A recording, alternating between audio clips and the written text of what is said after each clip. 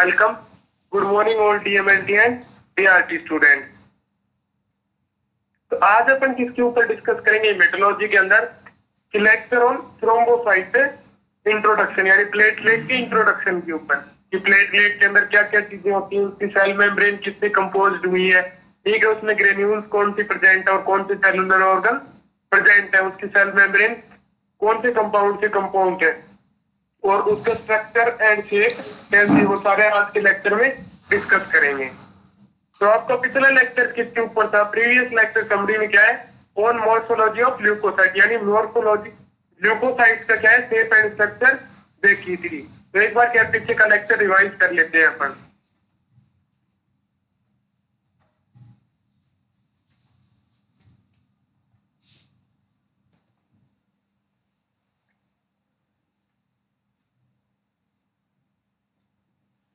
तो पिछले लेक्चर में आपने क्या पढ़ा था? मॉर्फोलॉजी ऑफ ल्यूकोसाइट, ल्यूकोसाइट के मॉर्फोलॉजी यानी अलग अलग सेल्यूलर कंपोनेंट की मॉर्फोलॉजी।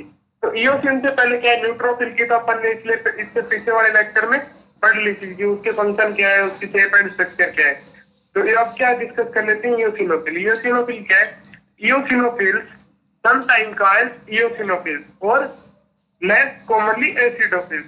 यानी इओसिनोफिल को अपन क्या बोलते हैं, कई बार मोस्टली तो इओसिनोफिल ही बोलते हैं और कई बार क्या बोलते हैं अपन, एसिडोफिल, क्योंकि इसमें क्या एसिडिक ग्रेन्यूल प्रेजेंट रहते हैं। Next, a variety of white blood cells and one of the immune system components responsible for combating multicellular parasite and certain infections in vertebrates।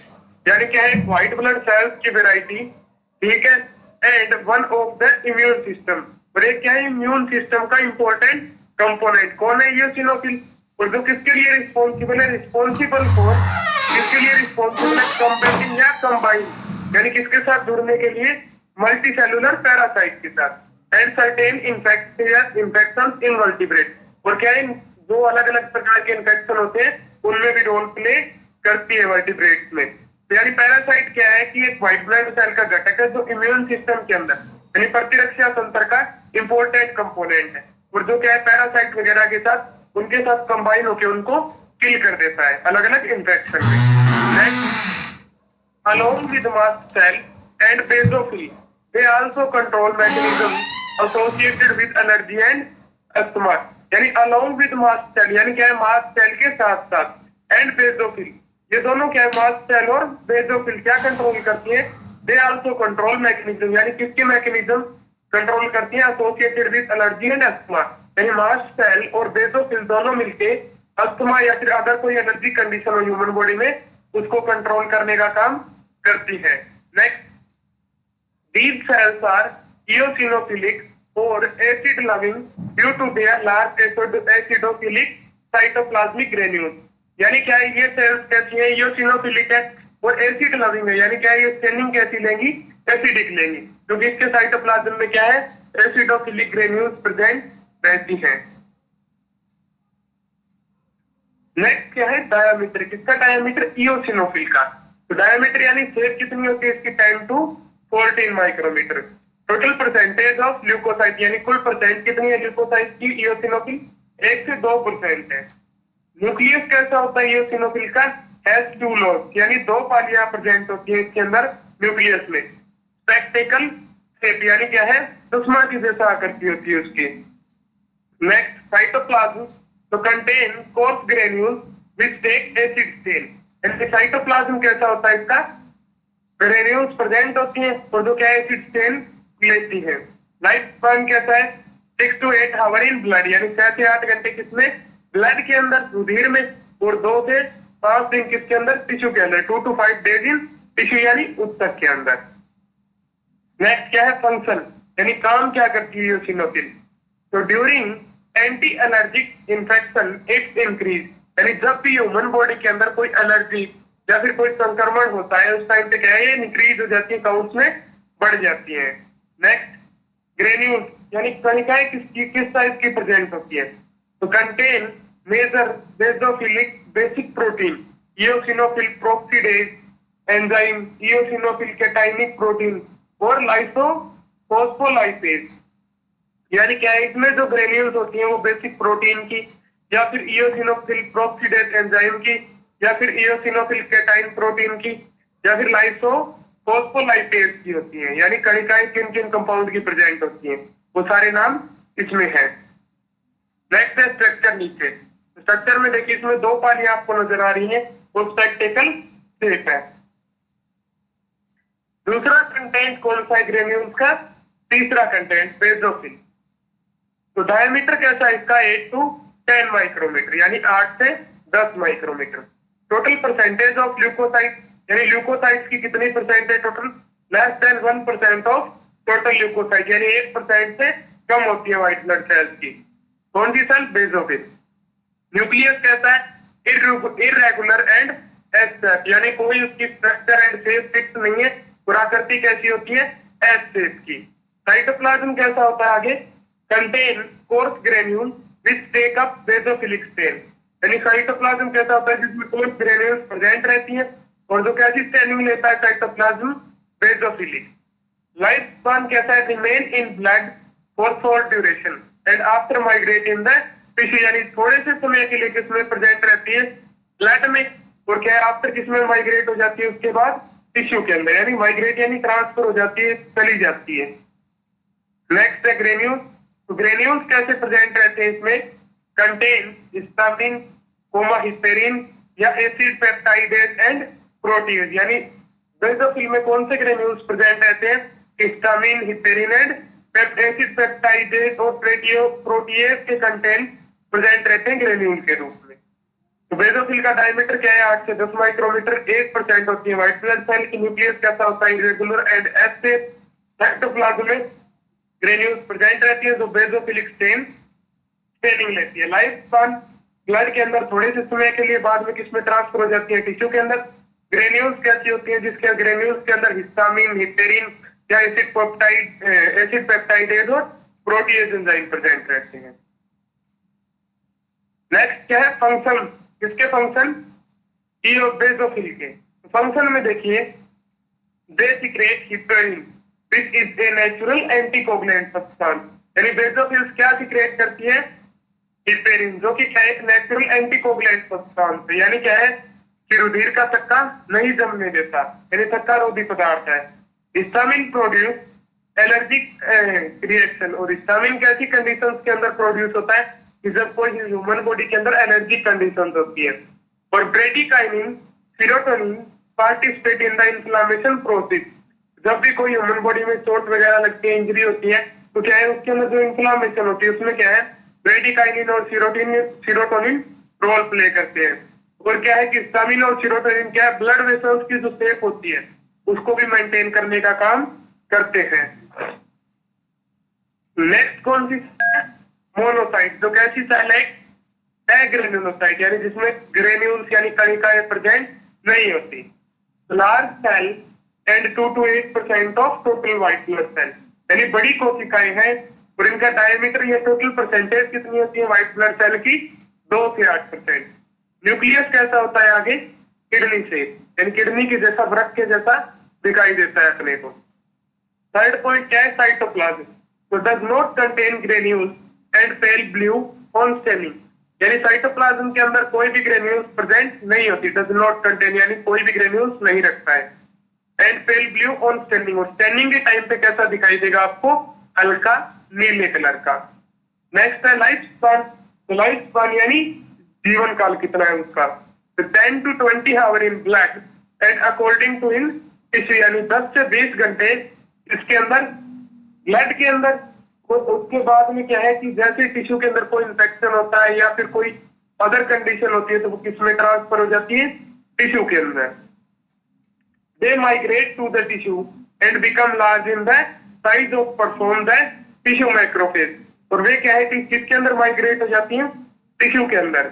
और क्या है? कैसी हो जाती है? बिकम लार्ज इन साइज, और साइज के अंदर बड़ी हो जाती है और परफॉर्म द टिश्यू मैक्रोफेज, और क्या टिश्यू के अंदर मैक्रोफेज का रोल प्ले करते हैं, यानी सबसे बड़ी ल्यूकोसाइट का। नेक्स्ट क्या है? फंक्शन, यानी काम क्या करती है? कौन? मोनोसाइट। तो they perform second line of defence, यानी ह्यूमन बॉडी में जब भी कोई इंफेक्शन या पैरासाइट एंट्री करता है तो सबसे पहले कौन सी सेल आती है? न्यूट्रोफिल। और उसके बाद सेकंड कौन सी सेल आती है?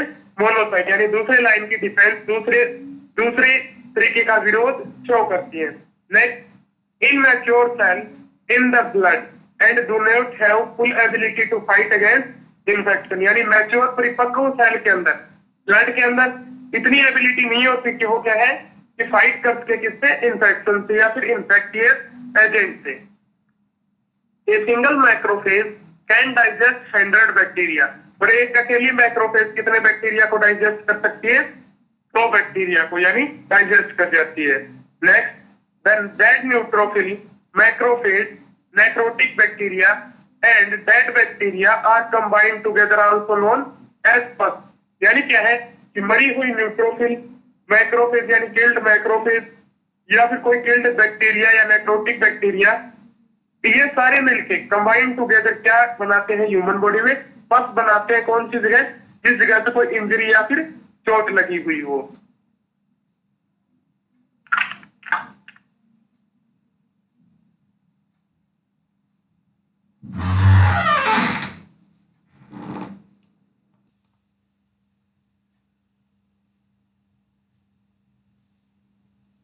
तो आज के लेक्चर में क्या है, व्हाइट ब्लड सेल क्या है पेंडिंग रह गई थी, तो उसकी मॉर्फोलॉजी देख लेते हैं। पहले तो लिम्फोसाइट की। तो लिम्फोसाइट कितने परसेंट होती है टोटल व्हाइट ब्लड सेल के? 25 to 35% ऑफ टोटल ल्यूकोसाइट, यानी टोटल ल्यूकोसाइट के कितने परसेंट होती है? 25 से 35%। Next, they are two type of leucocyte, और ल्यूकोसाइट कितने प्रकार की होती है? 2 प्रकार की, लार्ज ल्यूकोसाइट या लार्ज लिम्फोसाइट, यानी बड़ी सेल्स।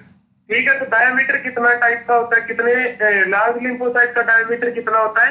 टेप इंस्पेक्टर कितने माइक्रोमीटर की होती है? 10 से 12 माइक्रोमीटर की। साइटोप्लाज्म कैसा होता है?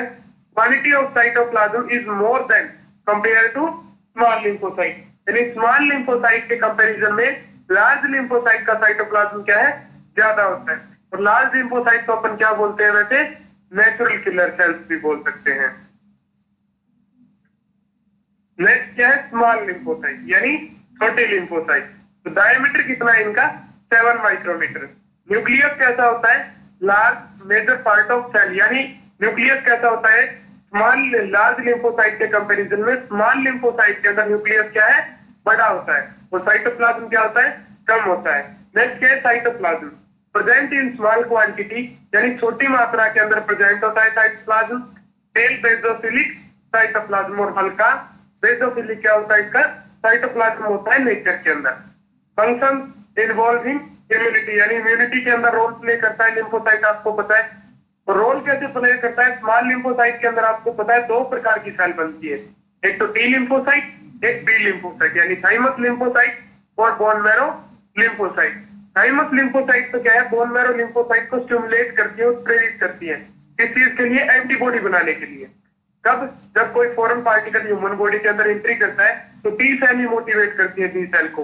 और बी सेल क्या है? बी लिम्फोसाइट क्या एंटीबॉडी फॉर्म करती है। तो इसीलिए क्या है, ये लिम्फोसाइट क्या है? प्रतिरक्षा तंत्र के अंदर इंपॉर्टेंट रोल प्ले करती है। नीचे क्या है? एक लिम्फोसाइट की क्या है? शेप एंड स्ट्रक्चर दिखाई गई है, जिसके अंदर शेप कैसी है उसकी? राउंडेड है न्यूक्लियस की। नेक्स्ट क्या शुरू होता है आपका? तीसरा सेलुलर कंपोनेंट। तो अभी तक आपने 2 सेलुलर कंपोनेंट पढ़ लिए। एक तो कौन सा? आरबीसी यानी रेड ब्लड सेल, और दूसरा क्या है? डब्ल्यूबीसी यानी व्हाइट ब्लड सेल। और तीसरा सेलुलर कंपोनेंट क्या है? थ्रोम्बोसाइट। थ्रोम्बोसाइट यानी प्लेटलेट। थ्रोम्बोसाइट कैसी होती है ये एक बार देख लेते हैं अपन।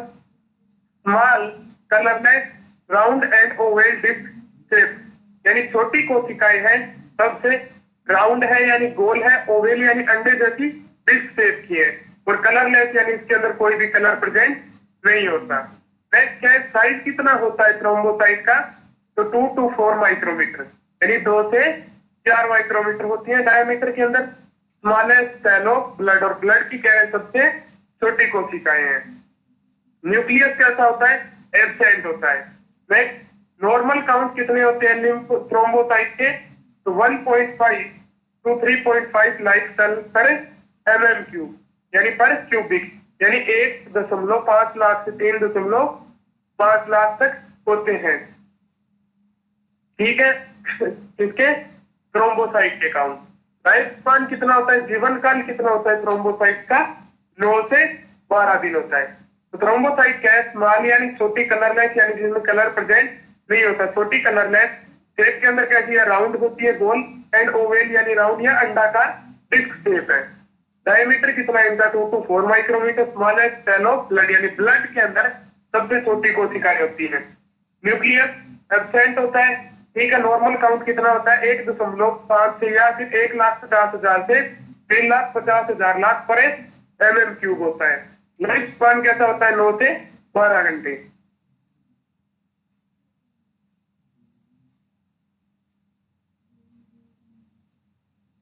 नेक्स्ट है फॉर्मेशन यानी बनना।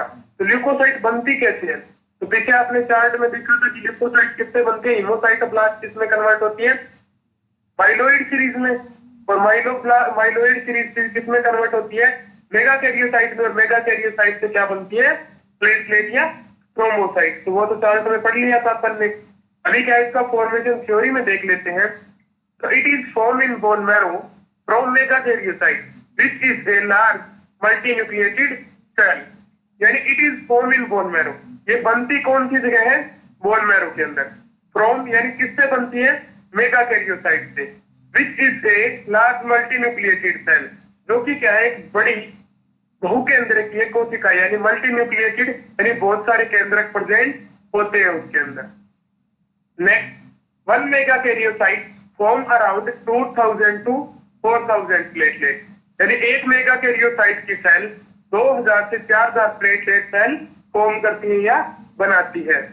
Next, megakaryocyte and platelet production is regulate by thrombopoietin, a hormone produced in the kidney and liver. यानी मेगा कैरियोसाइट और प्लेटलेट का जो प्रोडक्शन है, यानी मेगा कैरियोसाइट सेल्स का बनना और प्लेटलेट्स का बनना, वो कौन रेगुलेट करता है, एक हार्मोन रेगुलेट करता है, उसका नियमन करता है। उस हार्मोन का नाम क्या है, थ्रोम्बोपोइटीन। और एक हार्मोन प्रोड्यूस बाय, और जो सीक्रेट किससे होता है, in the kidney and liver, यानी किसके द्वारा प्रोड्यूस किया जाता है, किडनी और लीवर के द्वारा। Next, old platelets are destroyed by phagocytosis in the spleen and liver। और 9 से 12 दिन के बाद, यानी ओल्ड पुरानी प्लेटलेट जिनका जीवन काल पूरा हो चुका है, वो क्या है, डिस्ट्रॉय यानी बर्बाद हो जाती है, किसके द्वारा, फैगोसाइटोसिस के द्वारा। किसके अंदर, स्प्लीन और लीवर के अंदर। तो शुरू से देखिए फॉर्मेशन क्या है। It is form in bone marrow and form megakaryocyte which is large multinucleated cell, यानी क्या है, ये बोन मैरो के अंदर बनती है थ्रोम्बोसाइट, और मेगा कैरियोसाइट सेल से बनती है। तो मेगा कैरियोसाइट क्या है, लार्ज यानी बड़ी, मल्टीन्यूक्लिएटेड यानी बहुकेंद्रकीय कोशिका है। 1 mega karyocyte form around 2000 to 4000 platelet, यानी 1 मेगा कैरियोसाइट सेल क्या है, 2000 से 4000 प्लेटलेट काउंट फॉर्म करती है, बनाती है। Megakaryocyte and platelet production regulate by thrombopoietin, a hormone produced by the kidney and liver. और क्या है कि मेगा कैरियोसाइट और प्लेटलेट सेल्स का प्रोडक्शन जो है वो किसके ऊपर डिपेंड करता है, थ्रोम्बोपोइटीन हार्मोन के ऊपर डिपेंड करता है, जो किसके द्वारा प्रोड्यूस किया जाता है, किडनी और लीवर के द्वारा प्रोड्यूस किया जाता है। Next, old platelet are destroyed by phagocytosis in the spleen and liver. और पुरानी जो प्लेटलेट है, यानी जिनका जीवन काल पूरा हो चुका है 9 से 12 दिन, वो किसके अंदर डिस्ट्रॉय की जाती है, स्प्लीन और लीवर के अंदर। कौन सी मैकेनिज्म से, फैगोसाइटोसिस मैकेनिज्म से। नेक्स्ट क्या है, स्ट्रक्चर ऑफ थ्रोम्बोसाइट, यानी थ्रोम्बोसाइट प्लेटलेट की स्ट्रक्चर कैसी होती है, उसकी संरचना कैसी होती है। तो the cell membrane of platelet has a coating of glycoprotein that prevent addition to normal endothelium. यानी the cell membrane of platelet, यानी प्लेटलेट की जो सेल मेम्ब्रेन है, कोशिका आवरण है, हैज कोटिंग ऑफ ग्लाइकोप्रोटीन, यानी किसकी कोटिंग होती है, उस पर किसका आवरण होता है सेल मेम्ब्रेन के ऊपर, ग्लाइकोप्रोटीन का। इन दैट प्रिवेंट, जो क्या बचाती है, एडिशन टू यानी चिपकने से, टू द नॉर्मल एंडोथेलियम। और नॉर्मल एंडोथेलियम किसके अंदर प्रेजेंट होती है, ब्लड वेसल्स की जो अंदर की स्ट्रक्चर होती है इनसाइड की, वो किसकी बनी होती है, नॉर्मल एंडोथेलियम की। यानी क्या है कि प्लेटलेट की जो बाहर की कोटिंग है सेल मेम्ब्रेन की, वो किससे बनी होती है, ग्लाइकोप्रोटीन की। और जो काम क्या करती है कि प्लेटलेट को एंडोथेलियम से चिपकने से रोकती है, बचाती है उससे। Next, it also contain phospholipid platelet membrane contained receptor which attach back to the one Willebrand factor, collagen and fibrinogen। यानी क्या है कि ये और क्या क्या चीजें रखती हैं सेल मेम्ब्रेन के अंदर। फोस्फोलिपिड प्रेजेंट होती है जो क्या है प्लेटलेट मेम्ब्रेन है, जिसके अंदर क्या है रिसेप्टर प्रेजेंट होते हैं किसके लिए, वन Willebrand फैक्टर के लिए, और कोलेजन एंड फाइब्रिनोजन के लिए। वन Willebrand क्या है ग्रोथ फैक्टर है, और कोलेजन और फाइब्रिनोजन क्या है कि क्लोटिंग फैक्टर के अंदर काम में आते हैं। आपको पता है थ्रोम्बोसाइट्स क्या काम करती है, क्लोटिंग का काम करती है, ब्लड क्लोटिंग का। Next, platelet contains mitochondria and various enzyme that form ATP and ADP. और प्लेटलेट के अंदर क्या क्या चीजें पाई जाती है कि माइटोकॉन्ड्रिया पाया जाता है जो क्या है सेलुलर ऑर्गन है, एंड वेरियस एंजाइम, और कई प्रकार के एंजाइम पाए जाते हैं that form ATP and ADP, जो क्या एटीपी और एटीपी को बनाने का काम करते हैं। तो शुरू से देखिए, the cell membrane of platelet has a coating of glycoprotein. यानी प्लेटलेट की सेल मेम्ब्रेन के ऊपर किसकी कोटिंग रहती है, किसका आवरण होता है, ग्लाइकोप्रोटीन का। दैट प्रिवेंट, जो बचाता है एडिशन यानी चिपकने से टू द नॉर्मल एंडोथेलियम, यानी प्लेटलेट को नॉर्मल एंडोथेलियम के ऊपर चिपकने से बचाता है। Next, it also contains phospholipid platelet membrane content receptor. और ये क्या है कि फॉस्फोलिपिड की मेम्ब्रेन होती है जिसके अंदर रिसेप्टर होते हैं किस चीज के लिए, विच अटैच देम टू, जो किससे अटैच करते हैं, वन Willebrand फैक्टर से, और क्या है कोलेजन एंड फाइब्रिनोजन से। वन Willebrand क्या है ग्रोथ फैक्टर है ह्यूमन बॉडी में, जो प्लेटलेट की ग्रोथ के अंदर रिस्पॉन्सिबल होता है, और क्या है कोलेजन और फाइब्रिनोजन क्या है कि ब्लड क्लोटिंग के अंदर काम में आने वाले फैक्टर है। Next, platelet contains mitochondria and various enzyme that form ATP and ATP. यानी प्लेटलेट के अंदर माइटोकॉन्ड्रिया सेलुलर ऑर्गन प्रेजेंट है। माइटोकॉन्ड्रिया क्या काम करता है कि एनर्जी फॉर्मेशन का काम करता है ह्यूमन बॉडी में, यानी एनर्जी का महत्वपूर्ण सोर्स है, पावर हाउस ऑफ सेल भी बोलते हैं जिसको, शक्ति ग्रह। और क्या है इसके अंदर क्या है बहुत प्रकार के एंजाइम पड़े रहते हैं जो क्या बनाते हैं एटीपी और ADP. Next, platelet contain of three type of granule. और प्लेटलेट के अंदर क्या है तीन प्रकार की ग्रेन्यूल प्रेजेंट रहती हैं, अल्फा ग्रेन्यूल, डेंस ग्रेन्यूल और लाइसोसोमल ग्रेन्यूल। अल्फा ग्रेन्यूल के अंदर क्या है, the alpha granule have platelet derived from growth factor, von Willebrand factor and thrombospondin. यानी क्या है कि अल्फा ग्रेन्यूल्स है तो प्लेटलेट को कहां से मिली है, अल्फा ग्रेन्यूल्स क्या करती है कि जो ग्रोथ फैक्टर डिराइव्ड करते हैं, प्राप्त होता है, वन Willebrand एंड थ्रोम्बोस्पोंडिन। और क्या है अल्फा ग्रेन्यूल से और क्या बनता है कि वन Willebrand जो ग्रोथ फैक्टर बनता है, प्रोड्यूस करती है, डिराइव्ड करती है, प्राप्त करती है प्लेटलेट एंड थ्रोम्बोस्पोंडिन। और क्या प्रेजेंट रहता है अल्फा ग्रेन्यूल्स में, thrombospondin. Next, dense granule contain non protein substance such as serotonin, ATP, ADP and carbon dioxide. तो डेंस ग्रेन्यूल्स के अंदर क्या होता है कि नॉन प्रोटीन यानी प्रोटीन प्रेजेंट नहीं है जिनके अंदर, वो सब्सटेंस प्रेजेंट रहते हैं, जैसे सीरोटोनिन हो गया, एडिनोसिन ट्राइफॉस्फेट हो गया, एडिनोसिन डाइफॉस्फेट हो गया, और कार्बन डाइऑक्साइड। तो शुरू से देखिए, platelet contains of three type of granules, यानी प्लेटलेट की सेल के अंदर तीन प्रकार के ग्रेन्यूल्स प्रेजेंट रहते हैं, एक तो अल्फा ग्रेन्यूल, एक डेंस ग्रेन्यूल और लाइसोसोमल ग्रेन्यूल। तो the alpha granule have platelet derived from growth factor, यानी अल्फा ग्रेन्यूल्स क्या प्लेटलेट के अंदर ग्रोथ फैक्टर को डिराइव्ड करते हैं, जो कौन से फैक्टर है, वन Willebrand क्या है ग्रोथ फैक्टर और थ्रोम्बोस्पोंडिन। और डेंस ग्रेन्यूल्स क्या काम करते हैं प्लेटलेट के अंदर, डेंस ग्रेन्यूल कंटेन, यानी डेंस ग्रेन्यूल्स के अंदर क्या प्रेजेंट रहता है, नॉन प्रोटीन सब्सटेंस, जिसका नाम क्या है serotonin, ATP and ADP and CO2। और सीरोटोनिन भी किस जगह काम में आता है, इस तरीके से ब्लड क्लोटिंग को स्टिमुलेट करता है। नेक्स्ट क्या है, एक स्ट्रक्चर है किसकी, प्लेटलेट की। तो इसकी बाहरी जो मेम्ब्रेन है, नीचे देखिए सबसे पहले ट्राइलामिनर यूनिट ऑफ मेम्ब्रेन, यानी मेम्ब्रेन के अंदर क्या है ट्राइलाइनर यूनिट प्रेजेंट है। और इसके अंदर साइड में क्या है, नीचे की तरफ डेंस ग्रेन्यूल प्रेजेंट है, डेंस ट्यूबुलर सिस्टम प्रेजेंट रहता है, अल्फा ग्रेन्यूल्स दिखाई गए हैं बड़े बड़े। अल्फा ग्रेन्यूल्स के अंदर आपको पता है ग्रोथ फैक्टर प्रेजेंट रहता है, वन Willebrand या फिर वन Willebrand और थ्रोम्बोस्पोंडिन।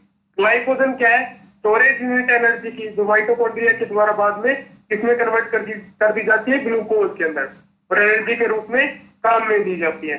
सरफेस कनेक्टिंग माइक्रोट्यूब्यूल्स प्रेजेंट रहती है इसमें, यानी स्किन जो होती है, ब्लड वेसल स्किन साइड की, उनसे अटैच होने के लिए क्या प्रेजेंट है, माइक्रोट्यूब्यूल्स। और क्या है, कैनेलिक्यूलर सिस्टम प्रेजेंट है, माइटोकॉन्ड्रिया दिखाया गया है डायग्राम के अंदर। माइक्रोट्यूब्यूल्स यानी छोटी छोटी कोशिकाएं प्रेजेंट रहती है, छोटी छोटी ट्यूब्स प्रेजेंट रहती है, वाहिकाएं, तो क्या काम करती है प्लेटलेट के अंदर, बाहर से कोई मटेरियल ऑब्जर्व करना हो इनसाइड यानी अंदर की तरफ, उसको ऑब्जर्व करती है, और अंदर की तरफ से कोई मटेरियल बाहर एक्सक्रीट करना हो उसको एक्सक्रीट करती है। और सब मेम्ब्रेन फिलामेंट, और क्या है, मेम्ब्रेन के नीचे मेम्ब्रेन से रिलेटेड फिलामेंट प्रेजेंट रहते हैं। तो प्लेटलेट के अंदर मोस्टली क्या है, अल्फा ग्रेन्यूल है, डेंस ग्रेन्यूल है, फिर क्या है, माइटोकॉन्ड्रिया है, ग्लाइकोजन स्टोरेज है, और क्या है, माइक्रोट्यूब्यूल्स है, और सरफेस कनेक्टिंग माइक्रोट्यूब्यूल्स है, और सेल मेम्ब्रेन है जो ग्लाइकोप्रोटीन और फॉस्फोलिपिड की बनी होती है। ये है प्लेटलेट की स्ट्रक्चर। ये क्या है नीचे, अगर आप इस डायग्राम के अंदर देखें, छोटा सा ब्लू कलर का डॉट लाइक स्ट्रक्चर दिखाई गई है, जो कि क्या है, प्लेटलेट की। और पेरिफेरल ब्लड फिल्म के अंदर यानी पीबीएफ के अंदर प्लेटलेट इसी तरीके की दिखाई देती है स्टेनिंग के बाद में। Next lecture on functions of platelet and blood clotting. तो आगे की जो आपकी क्लास होगी वो किसके ऊपर होगी, कि प्लेटलेट के फंक्शन क्या क्या है, यानी क्या क्या काम करती है ह्यूमन बॉडी में, और ब्लड क्लॉटिंग के ऊपर। ह्यूमन बॉडी के अंदर जब कोई इंजरी या फिर कोई चोट होती है तो ब्लीडिंग को स्टॉप कैसे करते हैं, यानी ब्लड को ह्यूमन बॉडी से बाहर निकलने से कैसे रोकते हैं, वो अपन आगे की क्लास में डिस्कस करेंगे। Thanks to all.